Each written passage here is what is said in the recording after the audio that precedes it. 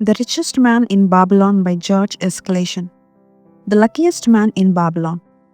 At the head of his caravan proudly rode Sharonada, the merchant prince of Babylon. He liked fine clothes and wore rich and becoming robes.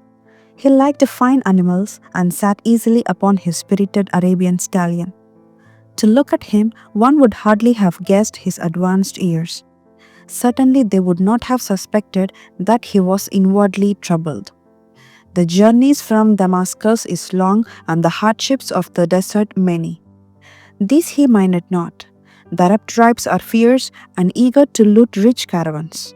These he feared not, for his many fleet mountain guards were his safe protection. About the youth at his side, whom he was bringing from Damascus, was he disturbed. This was Harangula, the grandson of his partner of other years, Aradgula, to whom he felt he owed a debt of gratitude which could never be repaid. He would like to do something for his grandson, but the more he considered this, the more difficult it seemed because of the youth himself. Eyeing the young man's rings and earrings, he thought to himself, "He thinks jewels are for men, still he has his grandfather's strong face." But his grandfather wore no such gaudy robes. Yet I sought him to come, hoping I might help him get a start for himself and get away from the wreck his father has made of their inheritance. Hadangula broke in upon his thoughts. "Why do you work so hard, riding always with your caravan upon its long journeys? Do you never take time to enjoy life?" Sharanada smiled. "To enjoy life?" he repeated. "What would you do to enjoy life if you were Sharanada?" "If I had wealth equal to yours, I would live like a prince. Never across the hot desert would I ride. I would spend the shekels as fast as they came to my purse. I would wear the richest of robes and the rarest of jewels. That would be a life to my liking, a life worth living." Both men laughed. "Your grandfather wore no jewels." Sharanada spoke before he thought, then continued jokingly. "Would you leave no time for work?" "Work was made for slaves," Harangula responded. Sharanada bit his lip but made no reply, riding in silence until the trail led them to the slope. Here he reined his mount and pointed to the green valley far away. "See, there is a valley. Look far down and you can faintly see the walls of Babylon. The tower is the temple of Bel. If your eyes are sharp, you may even see the smoke from the eternal fire upon its crest." "So that is Babylon. Always have I longed to see the wealthiest city in all the world," Harangula commented. "Babylon, where my grandfather started his fortune. Would he were still alive, we would not be so sorely pressed. Why wish his spirit to linger on earth beyond its allotted time? You and your father can well carry on his good work. Alas of us, neither have his gift. Father and myself know not his secret for attracting the golden shekels." Sharanada did not reply, but gave rein to his mount and rode thoughtfully down the trail to the valley. Behind them followed the caravan in a cloud of reddish dust. Some time later, they reached the king's highway and turned south through the irrigated farms. 3 old men plowing a field caught Sharanada's attention. They seemed strangely familiar. How ridiculous! One does not pass a field after 40 years and find the same men plowing there. Yet something within him said they were the same. One, with an uncertain grip, held the plow. The others laboriously plodded beside the oxen, ineffectually beating them with their barren staves to keep them pulling. 40 years ago, he had envied these men. How gladly he would have exchanged places. But what a difference now! With pride, he looked back at his trailing caravan, well-chosen camels and donkeys loaded high with valuable goods from Damascus. All this was but one of his possessions. He pointed to the plowers, saying, "Still plowing the same field where they were 40 years ago. They look it, but why do you think they are the same?" "I saw them there," Sharanada replied. Recollections were racing rapidly through his mind. Why could he not bury the past and live in the present? Then he saw as in a picture the smiling face of Aradgula. The barrier between himself and the clinical youth beside him dissolved. But how could he help such a superior youth with his spendthrift ideas and bejeweled hands? Work he could offer in plenty to willing workers, but not for men who considered themselves too good for work. Yet he owed it to Aradgula to do something, not a half-hearted attempt. He and Aradgula had never done things that way. They were not that sort of men. A plan came almost in a flash. There were objections. He must consider his own family and his own standing. It would be cruel, it would hurt. Being a man of quick decisions, he weighed objections and decided to act. Would you be interested in hearing how your worthy grandfather and myself joined in the partnership which proved so profitable? He questioned. Why not just tell me how you made the golden shekels? This is all I need to know, the young man parried. Sharonado ignored the reply and continued. We start with those men plowing. I was no older than you. As the column of men in which I marched approached, good old Megiddo the farmer scoffed at the slipshod way in which they plowed. Megiddo was chained next to me. Look at the lazy fellows, he protested. The plow holder makes no effort to plow deep, nor do the beaters keep the oxen in the furrow. How can they expect to raise a good crop with poor plowing? Did you say Megiddo was chained to you? Harangula asked in surprise. Yes, with bronze collars about our necks and a length of heavy chain between us. Next to him was Sabado, the sheep thief. I had known him in Haram. At the end was a man we called Pirate because he told us not his name. We judged him as a sailor as he had entwined serpents tattooed upon his chest in sailor fashion. The column was made up thus so the men would walk in force. You were chained as a slave? Harangula asked incredulously. Did not your grandfather tell you I was once a slave? He often spoke of you but never hinted of this. He was a man you could trust with innermost secrets. You too are a man I may trust, am I not right? Sharonado looked him squarely in the eye. You may rely upon my silence, but I am amazed. Tell me, how did you come to be a slave? Sharonado shrugged his shoulders. Any man may find himself a slave. It was a gaming house and barley beer that brought me disaster. I was the victim of my brother's indiscretions. In a brawl, he killed his friend. I was bonded to the widow of my fatir, desperate to keep my brother from being prosecuted under the law. When my father could not raise the silver to free me, she in anger sold me to the slave dealer. What a shame and injustice, Hadungula protested. But tell me, how did you regain freedom? We shall come to that, but not yet. Let me continue my tale. As we passed, the plovers cheated us. One did doff his ragged hat and bow low, calling out, Welcome to Babylon, guests of the king. He waits for you on the city walls where the banquet is spread, mud bricks and onion soup. With that, they laughed uproariously. Pirate flew into a rage and cursed them roundly. What do those men mean by the king awaiting us on the walls? I asked him. To the city walls you march to carry bricks until the back breaks. Maybe they beat you to death before it breaks. They won't beat me. I will kill them. Then Megiddo spoke up. It doesn't make sense to me to talk of masters beating willing hard-working slaves to death. Masters like good slaves and treat them well. Who wants to work hard? Commented Zabado. Those plovers are wise fellows. They are not breaking their backs, just letting on as if they be. You can't get ahead by shirking, Megiddo protested. If you plow a hectare, that's a good day's work and any master knows it. But when you plow only a half, that's shirking. I don't shirk. I like to work and I like to do good work, for work is the best friend I have ever known. It had brought me all the good things I have had, my farm and cows and crops, everything. Yeah, and where be these things now? Scoffed Zabado. I figured it pays better to be smart and get by without working. You what, Sabado? If you are sold to the walls, he will be carrying the water bag or some easy job when you who like to work will be breaking your back carrying bricks. He laughed his silly laugh.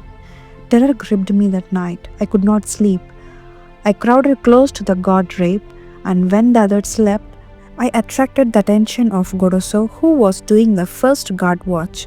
He was one of those brigand Arabs, the sort of rogue who, if he robbed you of your purse, would think he must also cut your throat. Tell me, Goroso, I whispered, when we get to Babylon, will we be sold to the walls? Why want to know? He questioned cautiously. Can't you not understand? I pleaded. I'm young. I want to live. I don't want to be worked or beaten to death on the walls. Is there any chance for me to get a good master? He whispered back. I tell something. You good fellow give Goddess no trouble. Most times we go first to slave market. Listen now. When buyers come, tell them you are a good worker, like to work hard for good master. Make them want to buy. You not make them buy, next day you carry break, mighty hard work. After he walked away, I lay in the warm sand looking up at the stars and thinking about work. What Megiddo had said about it being his best friend made me wonder if it would be my best friend. Certainly it would be if it helped me out of this. When Megiddo awoke, I whispered my good news to him. It was our one ray of hope as we marched towards Babylon. Late in the afternoon, we approached the walls and would see the lines of men like black ants climbing up and down the steep diagonal paths. As we drew closer, we were amazed at the thousands of men working. Some were digging in the moat, others mixed the dirt into mud bricks. The greatest number were carrying the bricks in large baskets up those steep trails to the mansions. Overseers cursed the laggers and cracked bullocks' whips over the backs of those who failed to keep in line. Poor worn-out fellows were seen to stagger and fall beneath their heavy baskets, unable to rise again. If the lash failed to bring them to their feet, they were pushed to the side of the paths and left writhing in agony. Soon they would be dragged down to join other craven bodies beside the roadway to await unsanctified graves. As I beheld the ghastly sight, I shuddered. So this was what awaited my father's son if he failed at the slave market. Gorso had been right. We were taken through the gates of the city to the slave prison and next morning marched to the pens in the market. Here the rest of the men huddled in fear and only the whips of our guard could keep them moving so the buyers could examine them. Megiddo and myself eagerly talked to every man who permitted us to address him. The slave dealer brought soldiers from the king's guard who shackled Pirate and brutally beat him when he protested. As they led him away, I felt sorry for him. Megiddo felt that we would soon part. When no buyers were near, he talked to me earnestly to impress upon me how valuable work would be to me in the future. Some men hate it. They make it their enemy. Better to treat it like a friend, make yourself like it. Don't mind because it is hard. If you think about what a good house you build, then who cares if the beams are heavy and it is far from the well to carry the water for the plaster? Promise me, boy, if you get a master, work for him as hard as you can. If he does not appreciate all you do, never mind. Remember, work well done does good to the man who does it. It makes him a better man. He stopped as a burly farmer came to the enclosure and looked at us critically. Megiddo asked about his farm and crops, soon convincing him that he would be a valuable man. After violent bargaining with the slave dealer, the farmer drew a fat purse from beneath his robe, and soon Megiddo had followed his new master out of sight. A few other men were sold during the morning. At noon, Godoso confided to me that the dealers was disgusted and would not stay over another night, but would take all who remained at sundown to the king's buyer. I was becoming desperate when a fat, good-natured man walked up to the wall and inquired if there was a baker among us. I approached him saying, "Why would a good baker like yourself seek another baker of inferior ways? Would it not be easier to teach a willing man like myself your skilled ways? Look at me.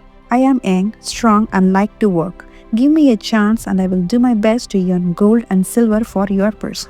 He was impressed by my willingness and began bargaining with the dealer who had never noticed me since he had brought me, but now waxed a lot on my abilities, good health, and good disposition.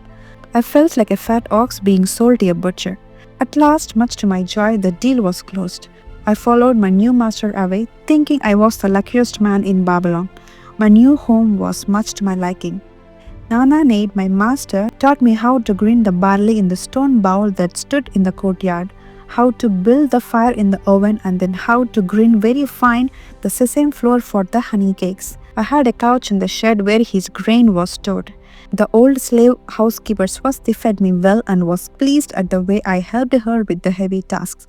Here was the chance I had longed for to make myself valuable to my master, and I hoped to find a way to earn my freedom. I asked Nana Nate to show me how to knead the bread and to bake. This he did, much pleased at my willingness. Later, when I could do this well, I asked him to show me how to make the honey cakes, and soon I was doing all the baking. My master was glad to be idle, but Swasti shook her head in disapproval. No work to do is bad for any man, she declared. I felt it was time for me to think of a way by which I might start to earn coins to buy my freedom. As the baking was finished at noon, I thought Nana Nade would approve if I found profitable employment for the afternoons and might share my earnings with me. Then the thought came to me, why not bake more of the honey cakes and peddle them to hungry men upon the streets of the city? I presented my plan to Nana Nade this way. If I can use my afternoons after the baking is finished to earn more your coins, would it be only fair for you to share my earnings with me, that I might have money of my own to spend for those things which every man desires or needs? Fair enough, he admitted.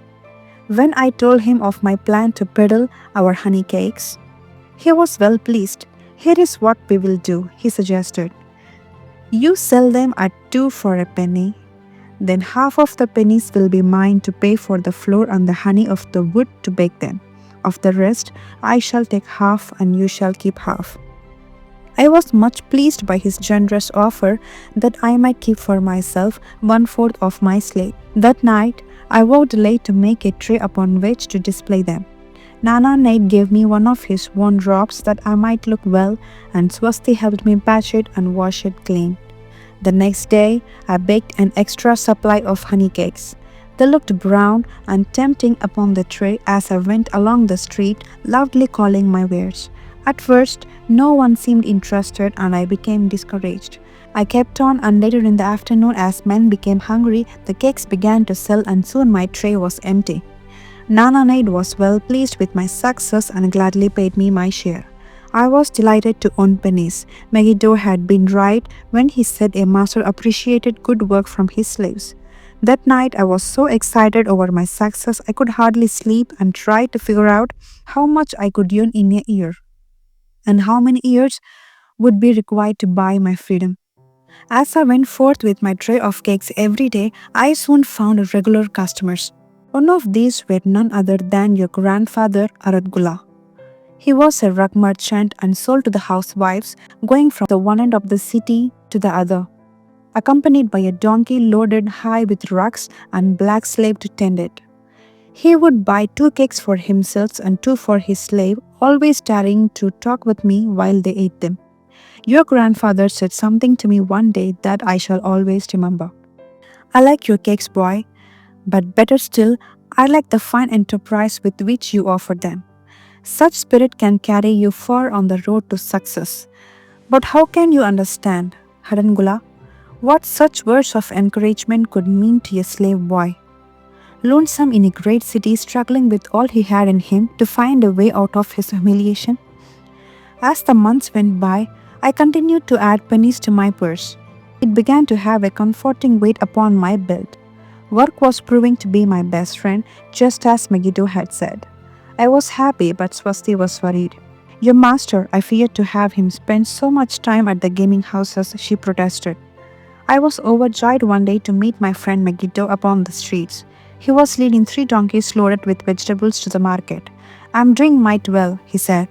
My master does appreciate my good work, for now I am a foreman. See, he does trust the marketing to me, and also he is sending for my family. Work is helping me to recover from my great trouble. Someday it will help me to buy my freedom and once more own a farm of my own. Time went on and Nana Nate became more and more anxious for me to return from selling. He would be waiting when I returned and would eagerly count and divide our money. He would also urge me to seek further markets and increase my sales. Often I went outside the city gates to select the overseers of the slaves building the walls. I hate to return to the disagreeable sights, but found the overseers liberal buyers. One day I was surprised to see Sabada waiting in line to fill his basket with bricks. He was gaunt and bent, and his back was covered with welts and sores from the whips of the overseers.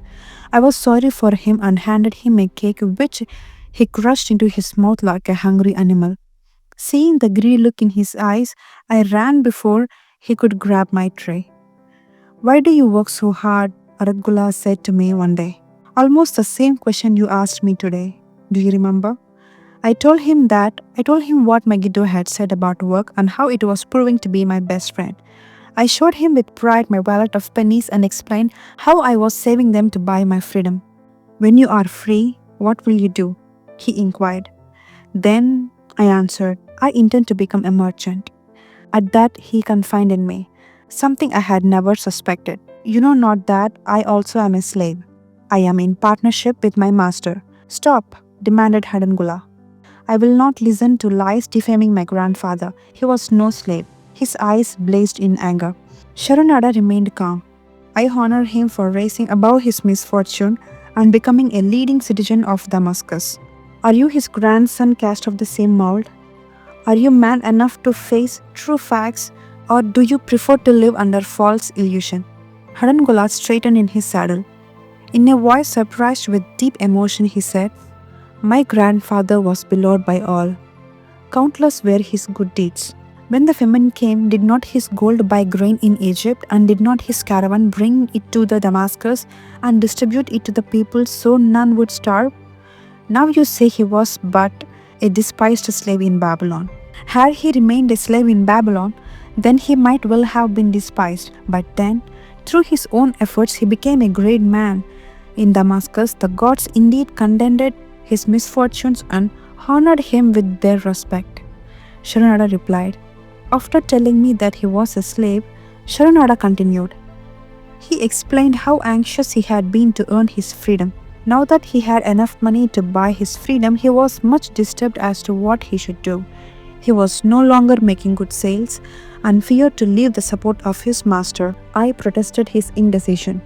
Cling no longer to your master. Get once again the feeling of being a free man. Act like a free man and succeed like one. Decide what you decide to accomplish, and then work will aid you to achieve it.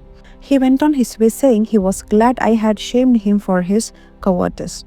One day I went outside the gates again and was surprised to find a great crowd gathering there. When I asked a man for an explanation, he replied, Have you not heard? An escaped slave who murdered one of the king's guard had been brought to justice and will this day be flogged to death for his crime. Even the king himself is to be here.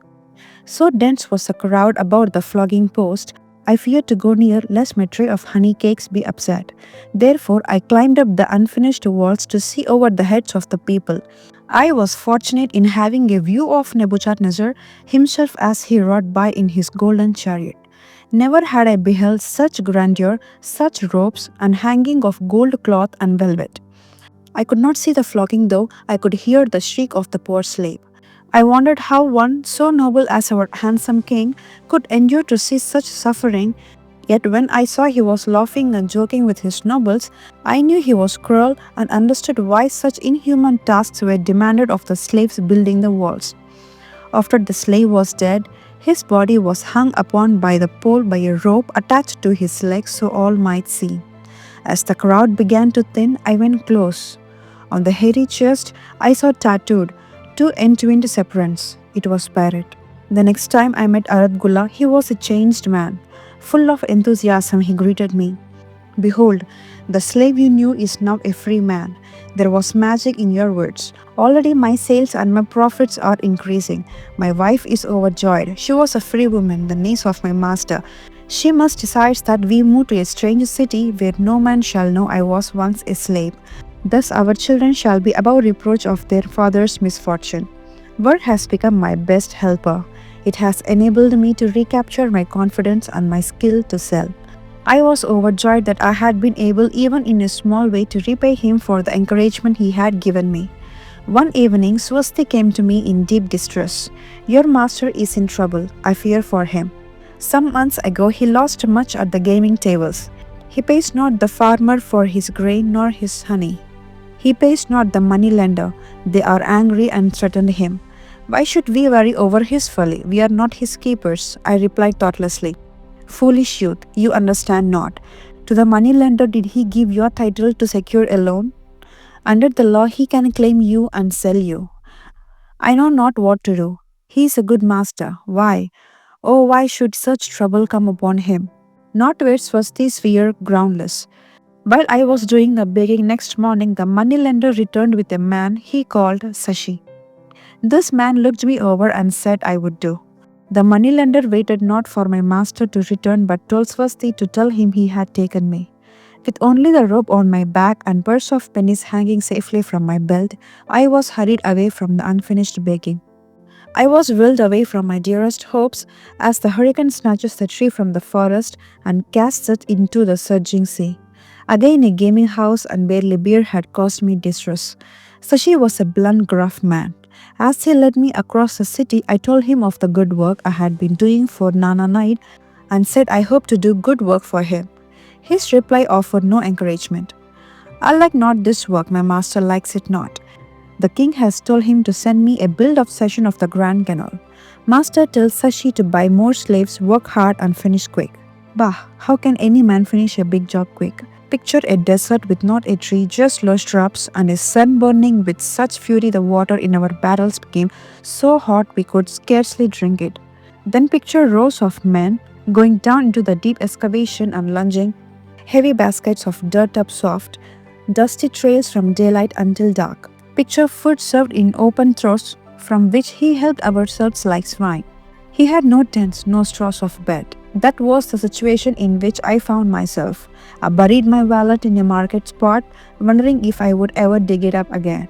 At first I worked like goodwill, but as the months dragged on, I felt my spirit breaking. Then the heat fever took hold of my weary body. I lost my appetite and could scarcely eat the mutton and vegetables. At night, I would toss in unhappy wakefulness. In my misery, I wondered if Sabudo had not the best plan to strike and keep his back from being broken in work. Then I recalled my last sight of him and knew his plan was not good. I thought of Parrot with his bitterness and wondered if it might be just as well to fight and kill.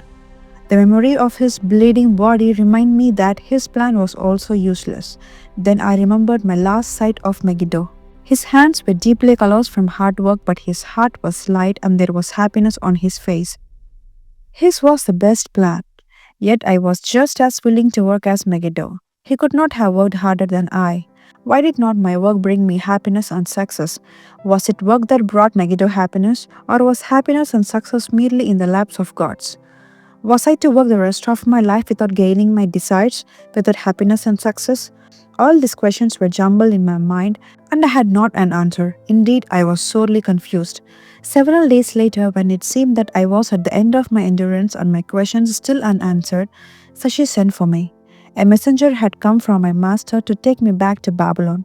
I dug out my precious wallet, wrapped myself in the tattered remnants of my robe, and was on my way.